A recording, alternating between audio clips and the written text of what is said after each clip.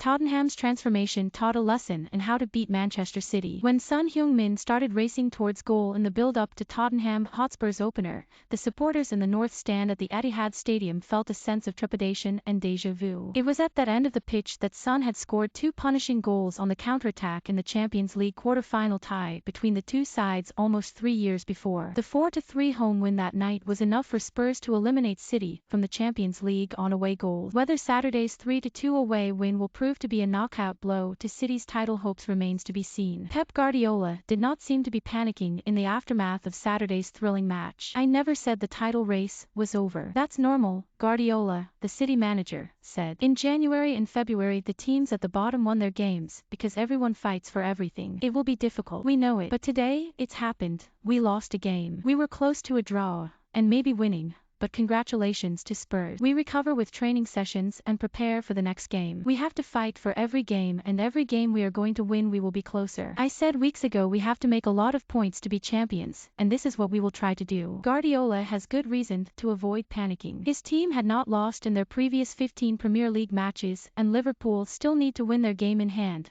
against Leeds United on Wednesday, and away to City on April 9 to draw level. To those who have suggested, in recent weeks, that the title race is over, Guardiola has always maintained that there will be setbacks. "We will lose games," Guardiola said last month. "What matters is how we react. I know the players. We will react well." Perhaps Guardiola will draw comfort from his team winning their last 14 Premier League games and lifting the trophy when they were involved in a tight race with Liverpool for the title 3 years ago. What will trouble Guardiola is how Antonio Conte's team made City's attack look vastly inferior to their own. City only managed 4 shots on target, and their 2 goals came from an error from Hugo Lloris and then from the penalty spot. Any team who have aspirations of beating City should study the structure of Tottenham's side. Out of possession, they morphed from a 3-4-3 formation to 5-4-1, with Ryan Sessegnon and Emerson Royal operating as full-backs rather than wing-backs. Son and Dejan Kulusevski dropped into midfield, leaving the excellent Harry Kane up front on his own. As a result, the central area, just outside the box, was swamped with white shirts, and City had to move the ball out to the flanks,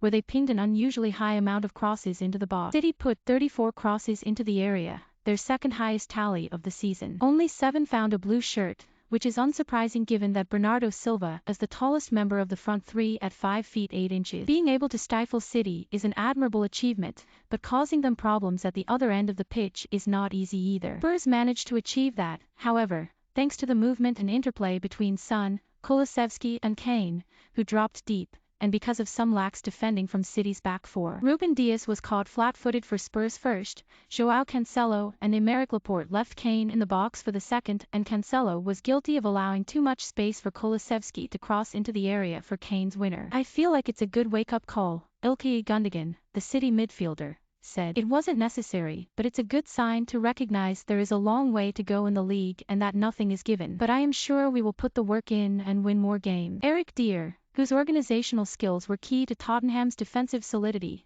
hopes that Saturday's win will help to kickstart his team's bid for a top 4 finish after their recent defeats against Southampton and Wolverhampton Wanderers. "City are probably the best team in the world," Dier said. "So for us to win after the results we've had is really big for us, and hopefully it can push us on. If we play with that intensity, with that commitment, that unity in every game, we can really push on from this. We have to take it with humility and understand that as a team we can be very good." Conte praised his players and called on them to follow the victory up with a sustained run of wins. "I think this type of performance has to give us confidence," Conte said. "We showed that we are working very well, that we are creating a stable team, because when you have this kind of performance after 3 defeats against City, it means we are starting to be stable. In my opinion, in my experience, to get good results, you have to be stable, not up and down."